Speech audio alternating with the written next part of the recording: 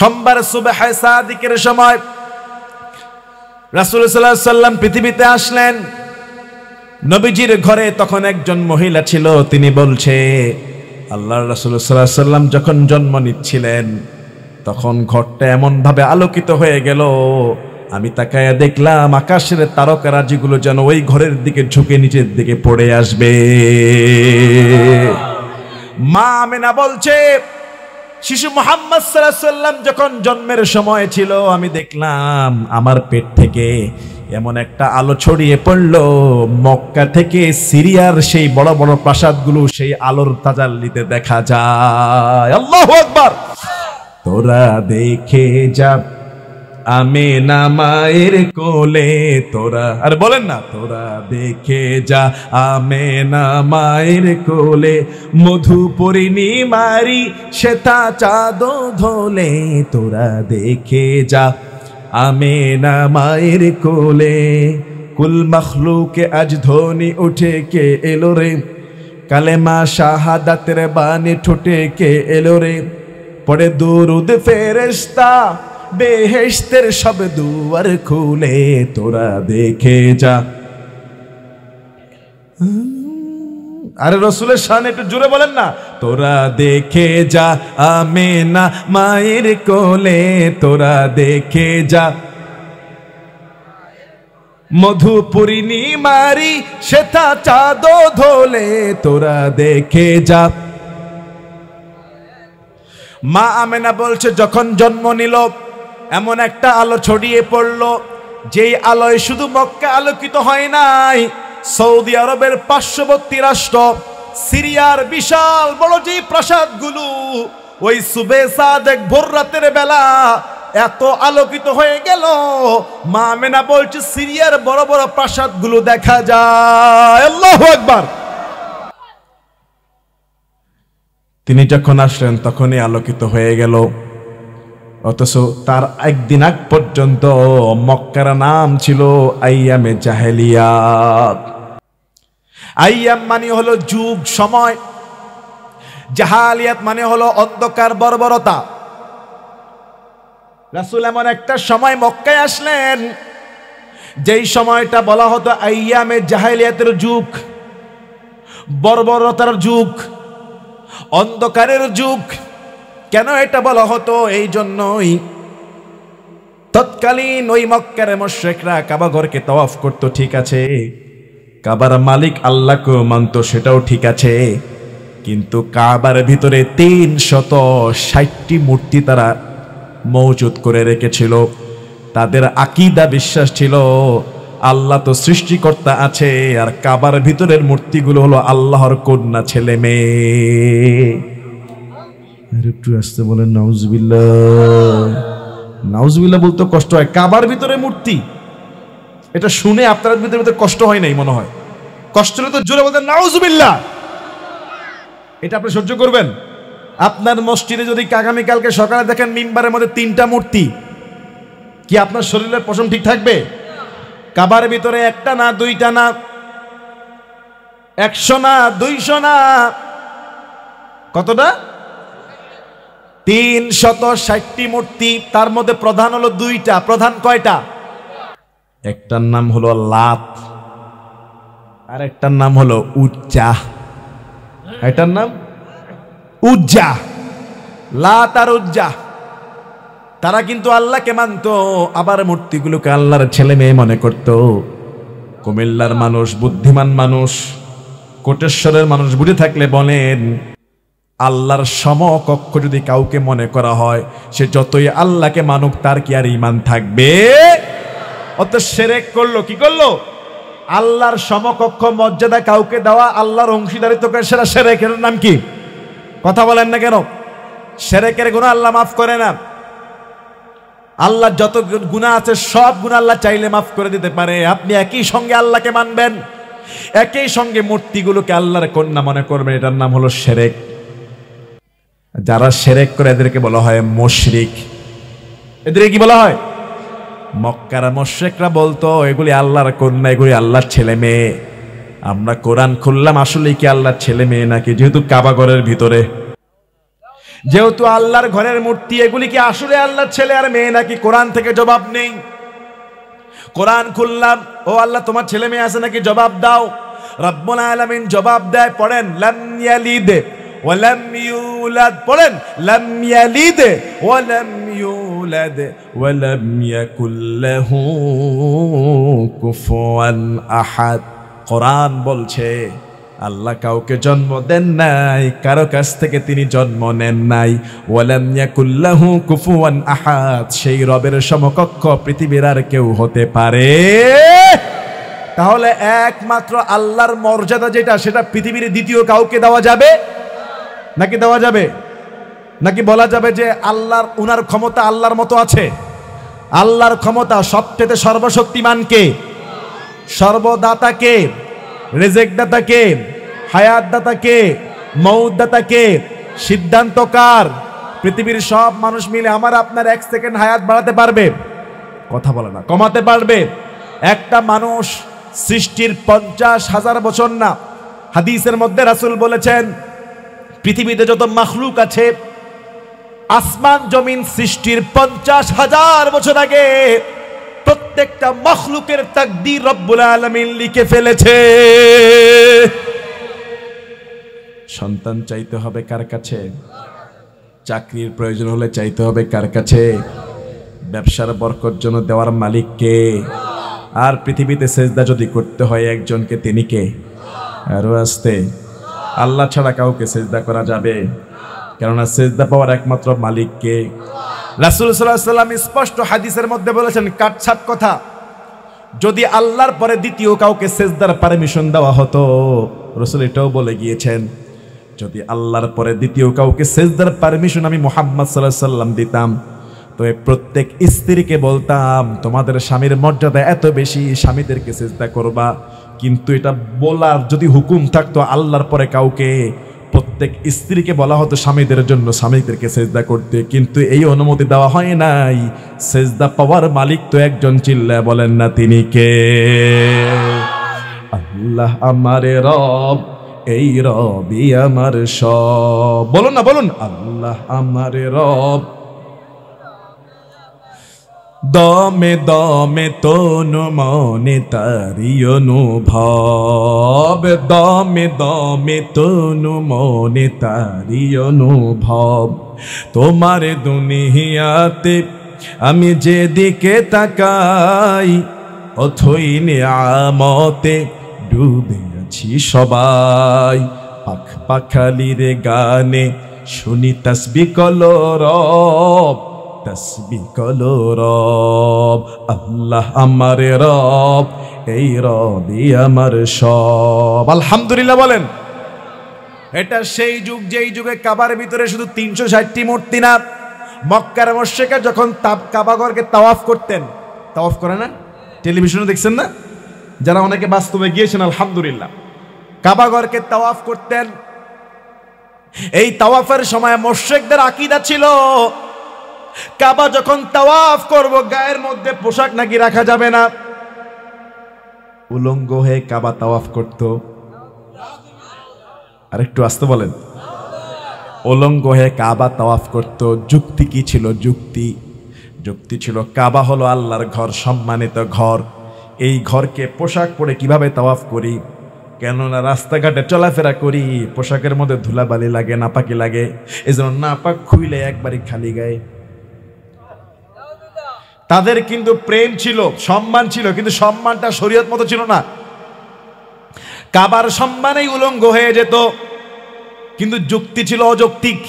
কথা বলেন, কথা বলেন। উলঙ্গ অবস্থা কি কোনো ইবাদত কবুল হবে? কতটা বর্বর! তাদের আবেগ ছিল কিন্তু বিবেক ছিল না। ইসলাম শুধু আবেগের নাম নয়, কোরআন হাদিস দিয়ে বিবেক খাটানোর নাম ইসলাম, ঠিক কি না? আমাদের মুসলমানদের মনে অনেকে আবেগে আমরা ভুল করে ফেলি। ইসলাম আবেগ দিয়ে শুধু চলবে না, কোরআন হাদিস কি বলেছে আমার আপনার যুক্তিতে চলবে না, বিবেক খাটায় আল্লাহর হুকুম মানতে হবে। উলঙ্গ হয়ে কাবা তাওয়াফ করতেন। এটা সেই যুগ, বর্বরতার যুগ, অন্ধকারের যুগ। তাদের একমাত্র কামাইয়ের ধান্দা ছিল সুদ। ঘুষ, জুয়া খেলা, মদ খাওয়া, নারীদের কোনো দাম ছিল না। কন্যা সন্তান হইলে বাবাদের মুখ কালো হয়ে যেত। ইভেন এমনকি মুশরিকরা কন্যা সন্তান হলে সমাজে কিভাবে মুখ দেখাবে, জীবন্ত কন্যা সন্তান তাকে মাটির নিচে দাফন করে দেয়। মেয়েদেরকে উটের মধ্যে বেঁধে উটকে ছাড়ে দেয়, ঘোড়ার মধ্যে রশি দিয়ে বেঁধে ঘোড়াকে বলে দৌড়াও। নারীদেরকে এরকম মরুভূমির মধ্যে দৌড়াতো, শেষানি দিত, কাফেররা হাসাহাসি করত। স্বামী স্ত্রীর বিবাহের কোনো বৈধ সম্পর্ক ছিল না। যখন যার সাথে মন চাইতে জানাবে বিচার করত, অবৈধ সন্তান দ্বারা মক্কাগুলো ভরে যেত। এমন একটা সময় আমিনার দুলাল মুহাম্মাদুর রাসূলুল্লাহ সাল্লাল্লাহু আলাইহি ওয়াসাল্লাম পৃথিবীর মধ্যে আগমন করলেন। আল্লাহু আকবার। নবীজির দাদার নাম ছিল আব্দুল মুত্তালিব। দাদার নাম সবাই বলে না, পারেন না আপনারা? দাদার নাম কি? আপনারা শ্রোতা, আপনাদের কাছ থেকে আমি কিছু নিতে চাই। সব আমি বলবো না, কিছু আপনারা বলবেন, কিছু আমি বলবো, মিলে গিয়ে একটা সুন্দর অ্যাটেনশন থাকবে।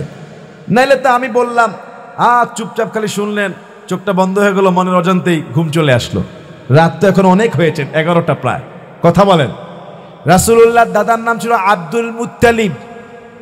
আব্দুল মুত্তালিব কোন সাধারণ পার্সন না, মক্কার সম্ভ্রান্ত পরিবারের, মক্কার সমাজের নেতা টাইপের ছিলেন আব্দুল মুত্তালিব। নম্র, ভদ্র, চমৎকার, মিষ্টভাষী, মক্কার সবাই পছন্দ করে, সমাজের নেতা হিসেবে মানে বিশ্ব নবীর আপন দাদা আব্দুল মুত্তালিবকে।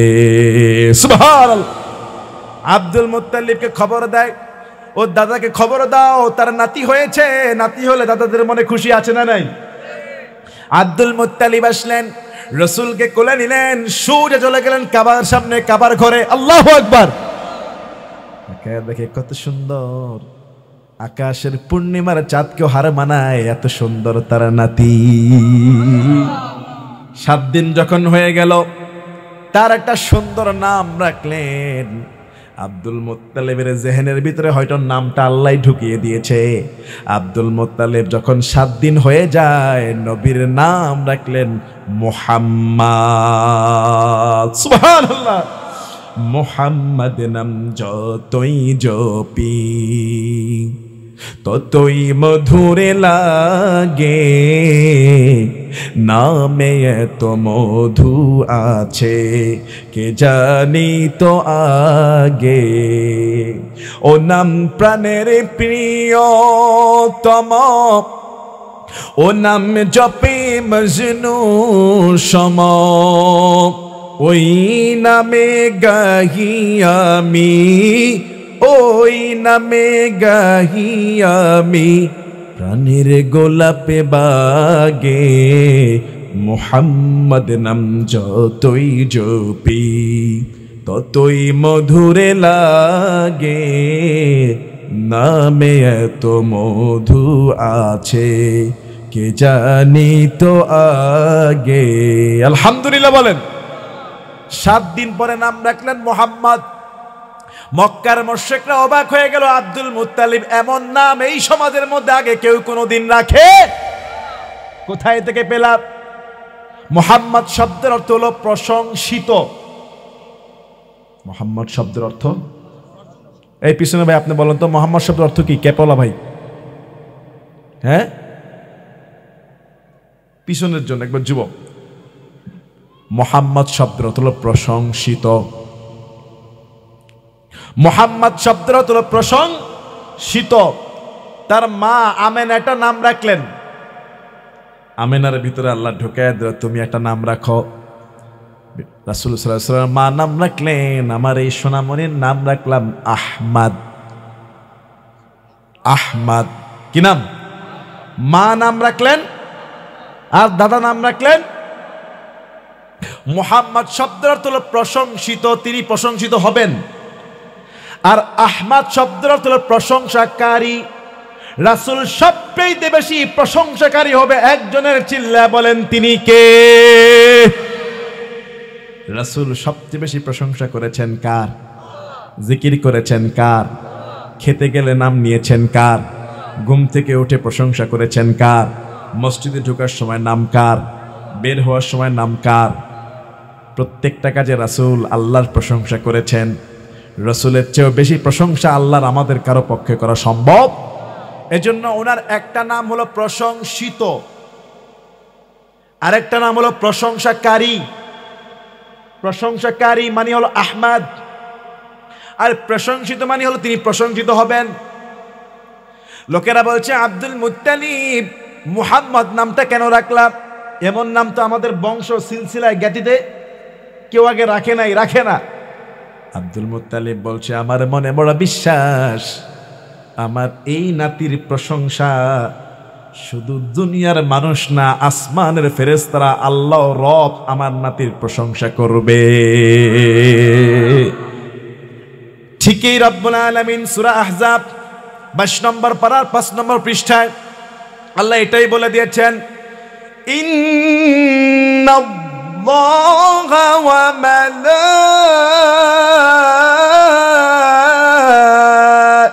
মালাইকাতাহু ইউসাল্লুনা আলান নবী ইয়া আইয়ুহাল্লাযীনা আমানু সাল্লু আলাইহি ওয়া সাল্লিমু তাসলিমা।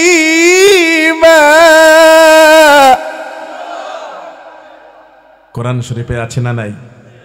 ইন্নাল্লাহা ওয়া মালাইকাতাহু ইউসাল্লুনা আলান নবী, নিশ্চয় আল্লাহ ফেরেশতারা রাসূলের উপর সালাম পাঠায়, রহমত পাঠায়, দোয়া করে। ইয়া আইয়ুহাল্লাযীনা আমানু, ও তোমরা যারা ঈমানদার, সাল্লু আলাইহি ওয়া সাল্লিমু তাসলিমা, তোমরা রাসূলের উপর দুরূদ পড়ো, সালাম পাঠাও, রহমত পাঠাও। আব্দুল মুত্তালিব বললেন আমার এই নাতির প্রশংসা শুধু দুনিয়ার মানুষ না, আকাশের মানুষও করবে, আকাশের ফেরেশতারা করবে, রব করবে। সপ্তম দিনে বিশ্বনবীর আকিকা দেওয়া হলো। এজন্য রাসূলের সুন্নাহ অনুযায়ী আমরাও আকিকা দিব কততম দিনে? 7তম দিনে। সপ্তম দিনে আকিকা দেওয়া সুন্নাত। ছেলে হলে 2টা বকরি, মেয়ে হলে। যদি কারো টাকা পয়সার সমস্যা থাকে 14তম দিনে দিবেন, আরো সমস্যা থাকলে 21তম দিনে।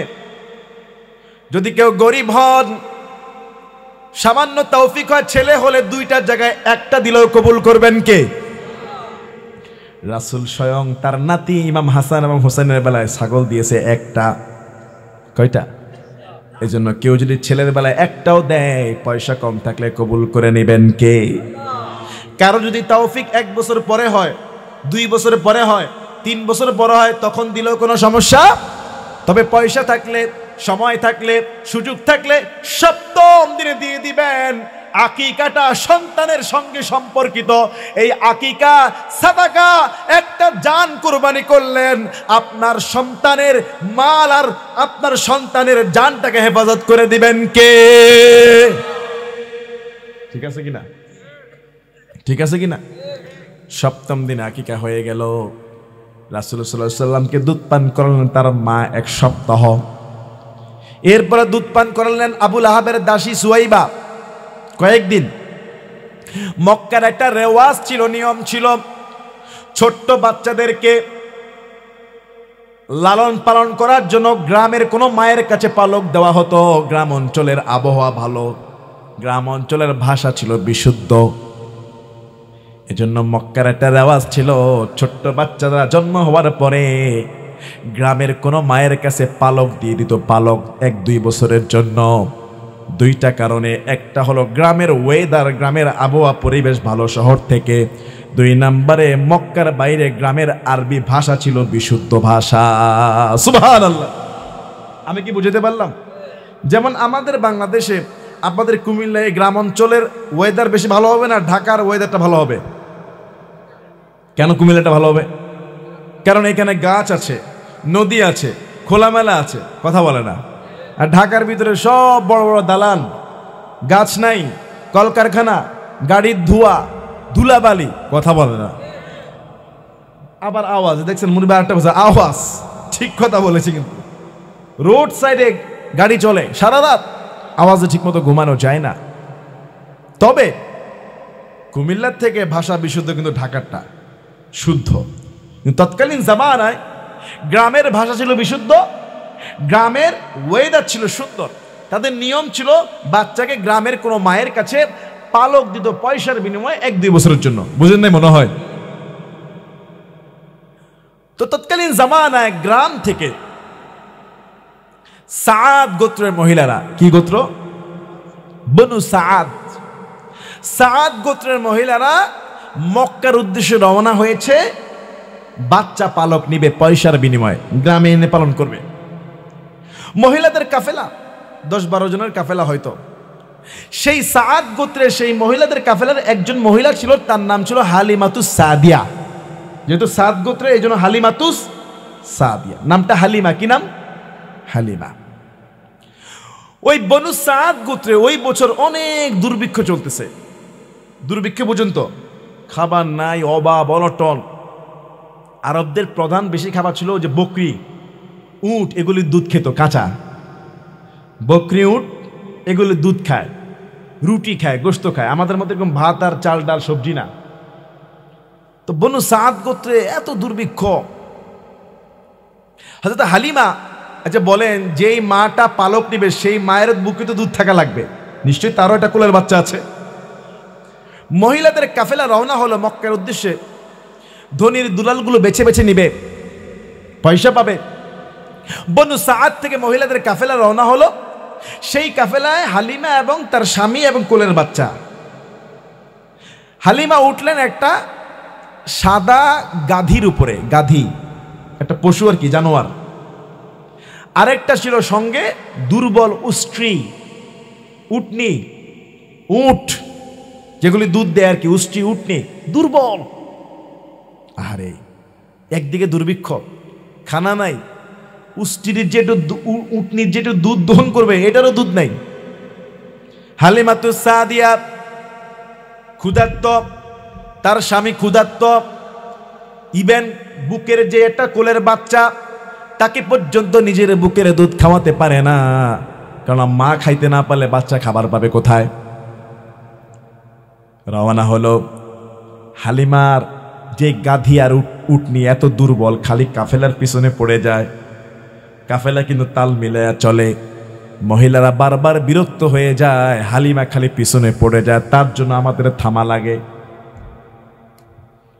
সমস্ত মহিলারা হালিমাকে পিছনে রেখে মক্কার মধ্যে সবার আগে আগে ঢুকলেন। ঢুকার পরে মা আমেনা এবং দাদা ডাক দিয়ে বলে, এই বাসায় একটা শিশু বাচ্চা আছে, তোমরা কেউ চাইলে পালক নিতে পারো, আমরা তাকে পালক দিব। মহিলার সামনে শিশু মোহাম্মদকে ধরা হলো। মহিলারা ভাবলো, এই ছেলেটার শুনেছি বাবা নাই, 6 মাস আগে বাবা মারা গিয়েছে, এতিম সন্তান, তাকে যদি পালক নেই তার মা তার দাদার কতটুকুই টাকা পয়সা দিবে। ইয়েতিম বলে একটা মহিলাও রাজি হলো না শিশু মোহাম্মদকে পালক নেওয়ার জন্য। একটা মহিলাও রাজি হয় না, কেননা এতিম বাচ্চা, নিলে বেশি টাকা পয়সা পাওয়া যাবে।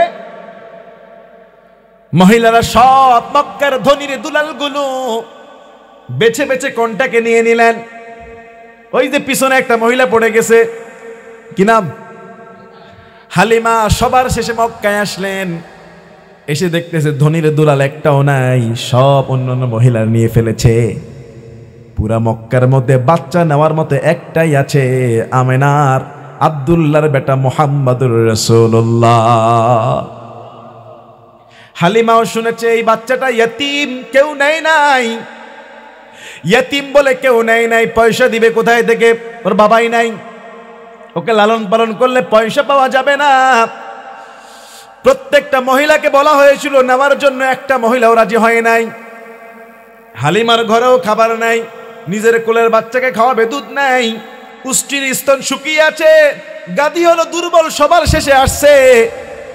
বাচ্চা যে একটা ধনীর দুলাল বাচ্চা নিবে, কিছু পয়সা পাবে, হালিমার জন্য সেই দরজার খোলা। হালিমা পড়ে গিয়েছে বিপদে।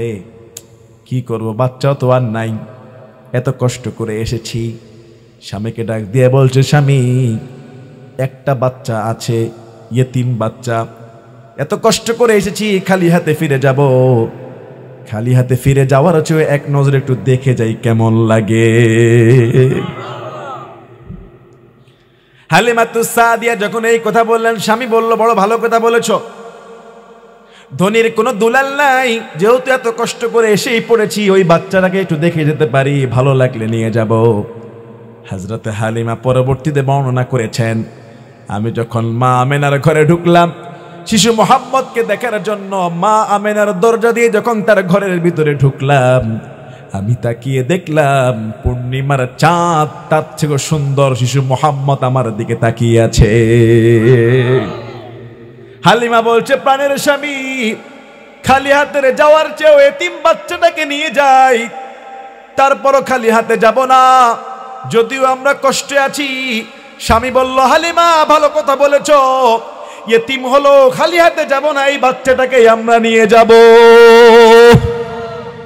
ত্রিভুবনের প্রিয় মোহাম্মদ এলো রে দুনিয়ায়, আয় রে সাগর।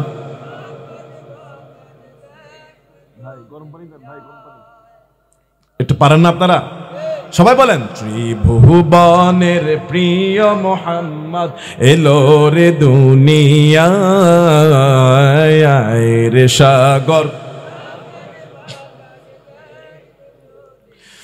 দেখ আমিনা মায়ের কোলে, ধোলে হে শিশু ইসলাম ধোলে। দেখ আমিনা মায়ের কোলে, ধোলে হে শিশু ইসলাম ধোলে। কোচি মুখের শাহাদাতের, কোচি মুখের শাহাদাতের বাণী সে শোনায়, আয় রে সাগর।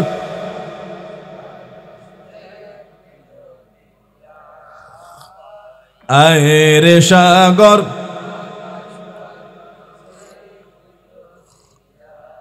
আলহামদুলিল্লাহ বলবেন না? ধূসরে ধরা বেহেশতে আজ জয় করিল দিল রে রাজ।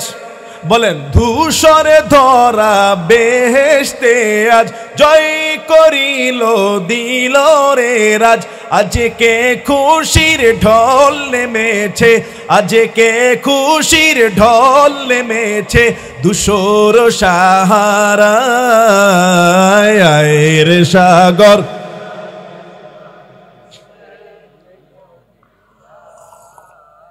আয় রে সাগর।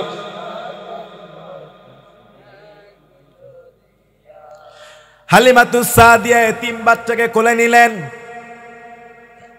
আমেনার কাছ থেকে বিদায় নিলেন। রাতের বেলা বিশ্রাম নিয়ে পরের দিন রওনা হবেন, শিশু মোহাম্মদকে বুঝে নিলেন। কোলের বাচ্চাটা ক্ষুধার যন্ত্রণায় কান্নাকাটি করে। আমেনা বলছে, আমি যখন মুহাম্মদ সাল্লাল্লাহু আলাইহি সাল্লামকে নিয়ে বের হলাম, নজর করে দেখলাম আমাদের দুর্বল উষ্ট্রির স্তনের মধ্যে দুধে পরিপূর্ণ হয়ে গেছে। শুধু স্তন, উষ্ট্রির উটনির দুধে শুধু স্তনে দুধ আসে নাই, আমি দেখলাম আমি হালিমা ক্ষুধার্ত, আমার স্তনের মধ্যে দুধে পরিপূর্ণ হয়ে গিয়েছে। আমার কোলের সন্তান একটা খায় পেট ভরে, শিশু মোহাম্মদ খেলো আরেকটা পেট ভরে। বহুদিন পরে ক্ষুধার্ত ফ্যামিলি আমরা আজকের রাতের বেলা উটনির দুধ দহন করে স্বামী স্ত্রী খুব পেট ভরে দুধ খেলাম। বহুদিন পরে আরামের একটা রাত কাটালাম। সকাল হলো, বনু সাআদের উদ্দেশ্যে মহিলাদের কাফেলার সঙ্গে রওনা হলাম। কাফেলার সঙ্গে যখন রওনা দিতে যাই, আমি দেখলাম আমার দুর্বল যে গাধী আসার সময় সবার পিছনে পড়েছে, যাওয়ার সময় দৌড়ে সবার আগে দৌড়ায়। মহিলারা আশ্চর্য হয়ে গেল, হালিমা, ওগো হালিমা, এইটাই কি সেইটা যেইটাই করে আসছিলা, যেইটাই করে আসছে সবার পিছনে পড়েছিল, এইটাই কি সেই গাধী সবার আগে কেমনে যায়? আল্লাহু আকবার। হালিমা বলে, প্রাণের স্বামী, কি শিশুকে আমরা গ্রহণ করলাম, স্বামী বলছে, হালিমা মনে হয় বড় সৌভাগ্যবান একটা শিশু আমাদের ভাগ্যে পড়েছে। যেই শিশুর বরকতে দুর্বল উষ্ঠির স্তনে দুধে পরিপূর্ণ হয়ে যায়। হালিমার স্তনে দুধ চলে আসলো, এমনকি দুর্বল গাদি সতেজ হয়ে গেল। মহিলার কাফেলার সবাইকে পিছনে পেলে সবার আগে হালিমার গাদি দৌড়ায়। মহিলারা বলে, হালিমা একটু রহম করো, একটু আসতে যাও, আমরা তো তোমাকে ধরতে পারছি না। বনু সাদ গোত্রে ফিরে গেলেন মহিলারা। আগেই বলেছি সাদ গোত্রের মধ্যে দুর্ভিক্ষ চলছে, খানা নাই, দানা নাই, পানি নাই, বকরিগুলোর দুধ নাই, দুর্ভিক্ষ শহর। শিশু মুহাম্মদকে হালিমা যখন ঘরের ভিতরে ঢুকালেন, বরকত আর বরকত। সন্ধ্যাবেলা হালিমার যেই ছাগলগুলো মাঠের মধ্যে চড়ায়া সন্ধ্যাবেলা বাসায় আসে, হালিমা লক্ষ্য করে দেখে এতদিন ছাগলগুলোর বকরির মধ্যে দুধ পাওয়া যায় নাই। শিশু মুহাম্মদকে আনার পর দিন থেকে সন্ধ্যাবেলা প্রত্যেকটা বকরির দুধে পরিপূর্ণ থাকে। বনু সাদ গোত্রের অন্যান্য লোকেরা তাদের ছাগলের রাখালগুলোকে বলে, হে রাখালেরা, তোমরা কি দেখছো না হালিমার ছাগলগুলো কোথায়, কোন মাঠে ঘাস খায়, সেখানে ঘাস খাওয়াও। আরে এটা তো ঘাসের বরকত না, কথা বলেন না কেন? সাদ গোত্রের লোকেরা বলছে, এই রাখালেরা, তোমরা কি বোকা? দেখো না প্রত্যেক দিন রাতের বেলা সন্ধ্যাবেলা হালিমার ছাগলগুলো যখন গোয়াল ঘরে ঢুকে দুধ নিয়ে ফিরে, স্তনভর্তি দুধ থাকে। তোমরা কি আমাদের রাখালগুলোকে, আমাদের ছাগলগুলোকে হালিমার ছাগল যেখানে ঘাস খাওয়ায় সেখানে খাওয়াও। যেই কথা সেই কাজ। হালিমার ছাগল মাঠে যেই জায়গায় ঘাস খাওয়ায়, সমস্ত মানুষের ছাগলগুলো সেই মাঠে সেই জায়গায় ঘাস খাওয়ায়। কিন্তু দিন শেষে দেখা যায় শুধু হালিমার ঘরের ছাগলগুলোর দুধে পরিপূর্ণ হয়ে আছে, আর কারোটা না। এটা তো ঘাসের বরকত না, এটা হলো মুহাম্মাদুর রাসূলুল্লাহ সাল্লাল্লাহু আলাইহি সাল্লাম। কষ্ট হচ্ছে বাবারা? খারাপ লাগতেছে? আল্লাহু আকবার, আল্লাহু আকবার, আল্লাহু আকবার। সূরা নাশাত আল্লাহ বলছে, ওয়া রাফা'না লাকা যিকরাক। ও নবী, আমি আপনার জিকিরকে, আপনার সম্মানকে, আপনার আলোচনাকে, আপনার মর্যাদাকে তুলে ধরবো, সুউচ্চ করে তুলবো। এমন তুলে ধরেছে আজানের মধ্যে আল্লাহু আকবার বলে শুরু হয়, মাঝখানে রাসূলুল্লাহর নাম বলতে হয়, আছে না? আল্লাহু আকবার, আল্লাহু আকবার। আজানটা শুরু হয় কার নাম দিয়ে? এরপরে আশহাদু আল্লা ইলাহা ইল্লাল্লাহ আছে, আশহাদু আন্না মুহাম্মাদুর রাসূলুল্লাহ।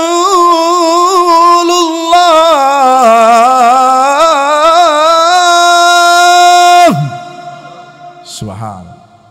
যখন মদিনাতে গিয়েছিলাম এরকম আজান দিত মক্কায়, ওর মাইকগুলো তো টন টন করে, এরকম মরা মাইক না, ওখানে মাইকগুলো টন টন করে, এত সুন্দর লাগে। আজানের ভিতরে আল্লাহর নাম দিয়ে শুরু হয়, রাসূলের নাম। আশহাদু আন্না মুহাম্মাদার রাসূলুল্লাহ।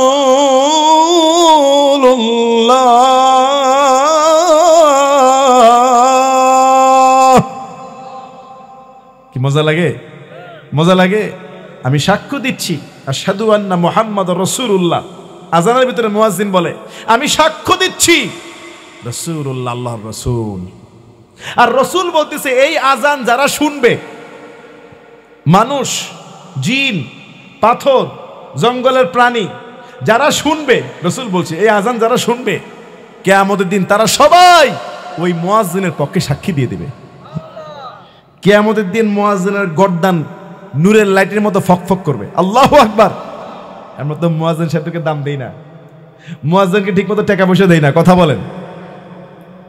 পৃথিবীতে আপনি একটা কলেজের প্রিন্সিপাল হইলো, হাদিসে এরকম নাই, কিন্তু মুয়াজ্জিনের ব্যাপারে যে কথা বলা হয়েছে, অথচ এসি, ওসপি, ডিসি, জেলা প্রশাসক তাদের কত কত বেতন, মসজিদের ইমাম মুয়াজ্জিনের বেতন নাই। কথা বলেন না কেন? ঠিক কিনা বলেন? এজন্য আজানের ভিতরে রাসূলের নাম, একামতে আছে, নামাজের ভিতরে আত্মীয়তার বৈঠকে আশহাদু আন্না মুহাম্মাদান আবদুর রাসূলুহু আছে না নাই? আবার যখন কবরে রাখবে, বিসমিল্লাহি ওয়া আলা মিল্লাতি রাসূলিল্লাহ, কবর দিয়ে চলে যাবে। 3টা প্রশ্ন করা হবে, মার রাব্বুক, তোমার রবকে, ওমা দীনুক, তোমার দিন কি, লাস্ট ফাইনাল প্রশ্ন, ওমান হাজার রাজুলু, ওমান নাবিয়ুক, তোমার নবীকে, এই লোকটাকে চিনো কিনা। আল্লাহু আকবার। আবার যখন জন্ম নেয়, জন্মের পরে শিশুর কানে কি? আজান। শিশুর কানে আজান, ছেলে হোক মেয়ে হোক কানের মধ্যে আজান। কিন্তু আমাদের অনেক জায়গায় শুধু ছেলে হলে দেয়, মেয়ে হলে দেয় না। ছেলে হোক মেয়ে হোক কানে কি? হাইয়া আলাস সালাহ,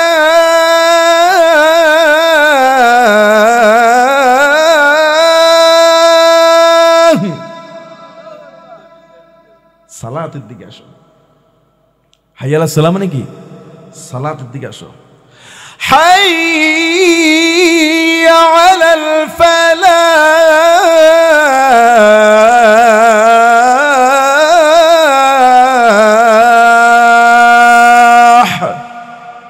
কল্যাণের দিকে আসো। এত চমৎকার কথা একটা শিশুর কানে যখন দেওয়া হবে, তার অন্তরটা তখন থেকে ইসলামের জন্য তৈরি হয়ে যাবে।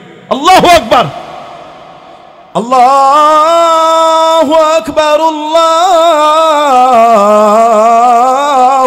আকবার, লা ইলাহা ইল্লাল্লাহ। আল্লাহু আকবার।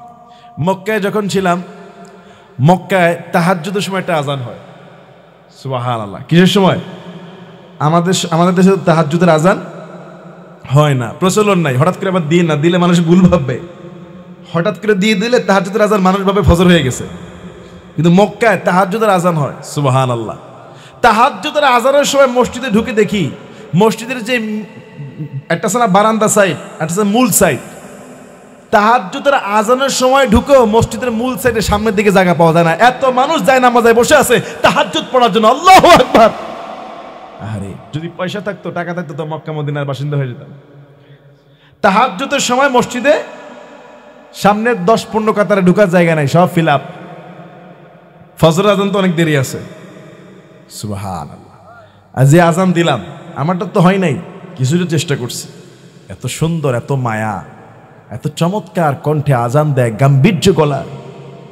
আসসালাতু খায়রুম মিনান নাম, এত সুন্দর বলে, কলিজাটা ভিজে যায়। যদি সম্ভব হয় যায়েন, মাঝে মধ্যে যায়েন, সম্ভব হলে যাবেন। আমাকে আল্লাহ তাআলা 2 বার নিয়েছে, আলহামদুলিল্লাহ। আবারও যাবো ইনশাআল্লাহ। কেননা যেখান থেকে ইসলাম বেরিয়েছে ওইটা না দেখলে তো শান্তি আসবে না। আপনি শুধু কুমিল্লায় পড়ে থাকলে ইসলাম বুঝবেন না।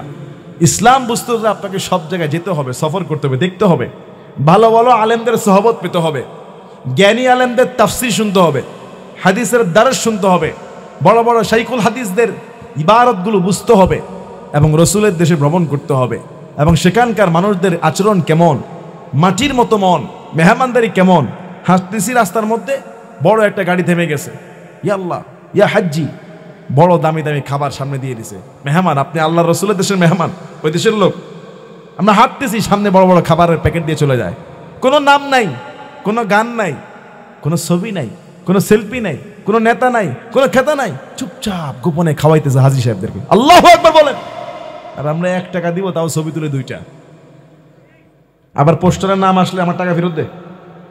এ আছে কিনা বলেন না? আপনাদের এলাকায় নাই, অন্য জায়গায় আছে। আমি টাকা দিছে, আমার পোস্টারের নাম কই, অতিথি কই, হ্যাঁ ছবি তোলো, সাংবাদিক নিয়ে আসে, জাকাতের টাকা দিতে ছবি তোলো, এলাকায় প্রচার করো, কথা বলেন না কেন? আর মক্কার মানুষের হৃদয় এতটা মাটির মতো, হুট করে আসছে, হাজী সাহেবদেরকে দিয়ে চলে গেছে, খবর নাই, চিনবেও না। আল্লাহু আকবার বলবেন না? কষ্ট হচ্ছে আপনাদের? খিদা লেগে গেছে? তাবারক রেডি হয়েছে না? আলহামদুলিল্লাহ রেডি আছে, আলহামদুলিল্লাহ। আরো কয়েক মিনিট চলবে ইনশাল্লাহ, চলবে চলবে। হালিমাতুস সাদিয়া, কোথায় ছিলাম? হালিমাতুস সাদিয়া। 2 বছর হয়ে গেছে। চুক্তি কত বছর? 2 বছর চুক্তি শেষ। কিন্তু এই বরকতে শিশু কি ছাড়া যায়? হ্যাঁ, যার উসিলায় পুরো দুর্ভিক্ষ, ঘরে দুর্ভিক্ষ ছাড়া যায়? মক্কায় নিয়ে গেছে। তখন আবার মক্কায় দুর্ভিক্ষ, 2 বছর পরে মক্কায় দুর্ভিক্ষ। কোথায় দুর্ভিক্ষ? মক্কায় নিয়ে গেছে, চুক্তি শেষ। হালিমা যায় বলে, আমেনা, মক্কায় তো দুর্ভিক্ষ চলে, তুমি অনুমতি দিলে তোমার বাচ্চাটাকে আরো কয়েকটা বছর রাখতে চাই। সুবহানাল্লাহ। সবাই 2 বছর পরে দিয়ে দেয়, আর হালিমা বলে আরো রাখতে চাই। আল্লাহু আকবার বলেন। আমেনা দেখতেছে জোরাজোরি করতেছে, আরে কি করবো, ঠিক আছে নিয়ে যাও, তোমার যখন বেশি জোরাজোরি আরো 2 বছর যাও। নিয়ে গেলেন। রাসূলুল্লাহর বয়স 4 বছর, মাঠে খেলে, সুবহানাল্লাহ বলবেন না? দুধ ভাইয়ের সঙ্গে মাঠে খেলে।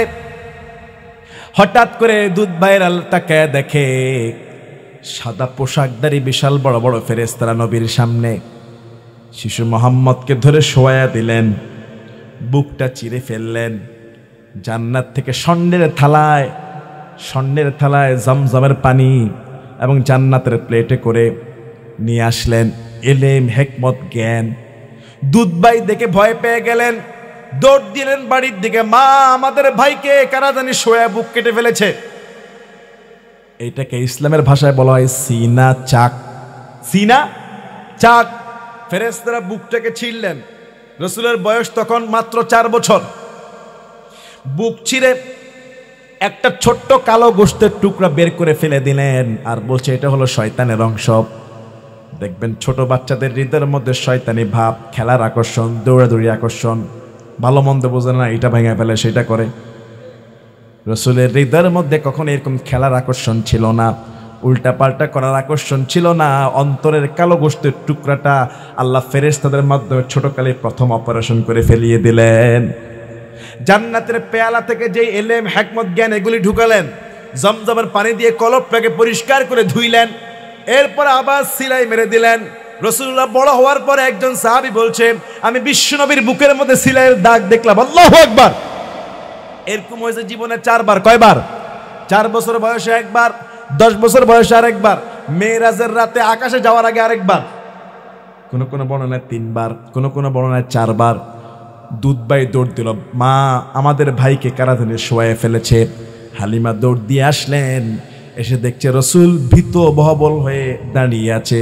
কিন্তু ছোট মানুষ, তিনিও ভয়ে দাঁড়িয়ে আছে। কি হয়ে গেল?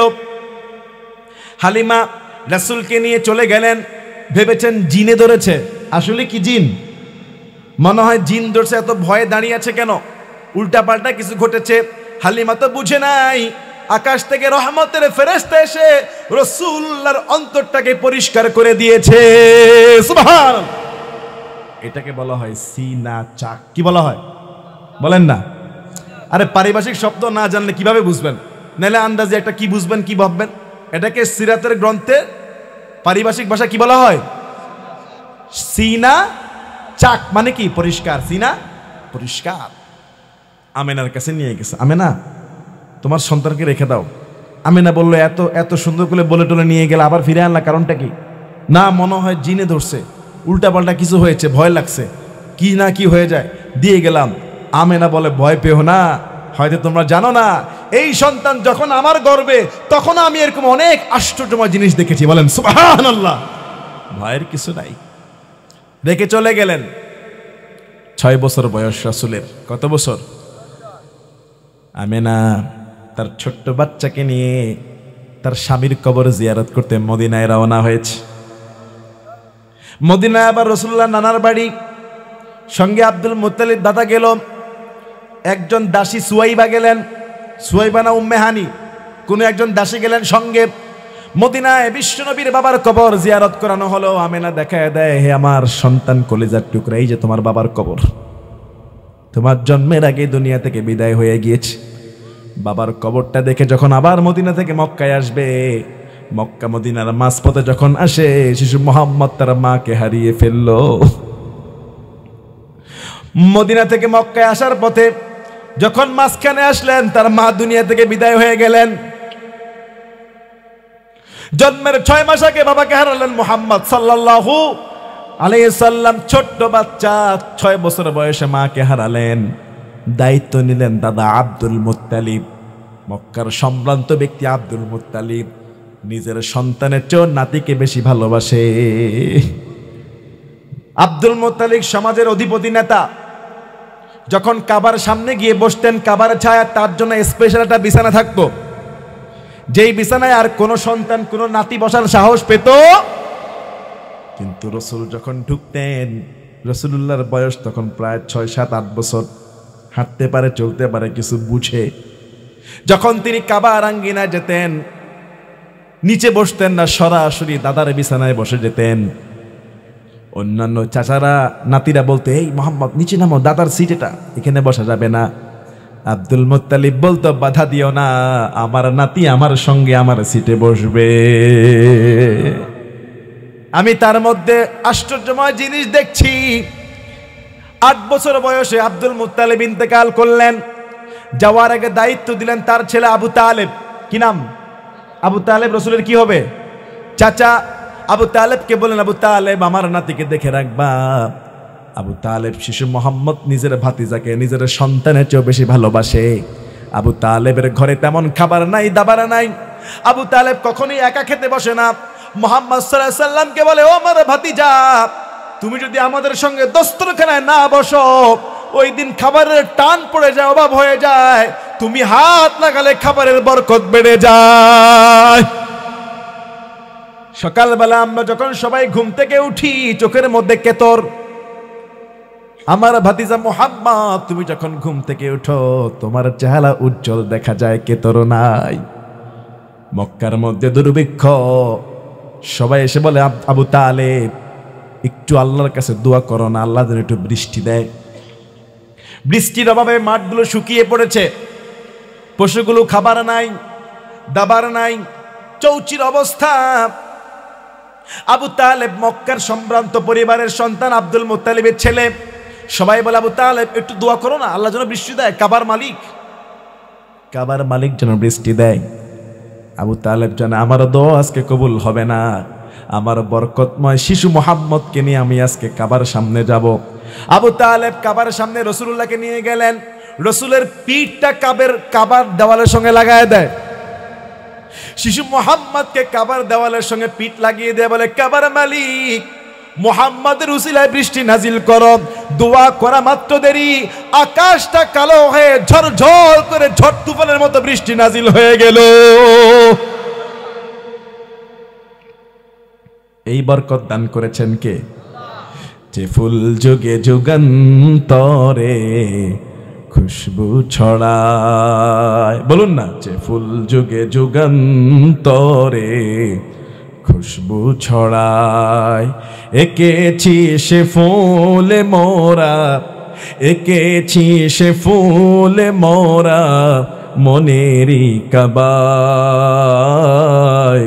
যে ফুল যুগে যুগান্তরে খুশবু ছড়ায়। আলহামদুলিল্লাহ বলি।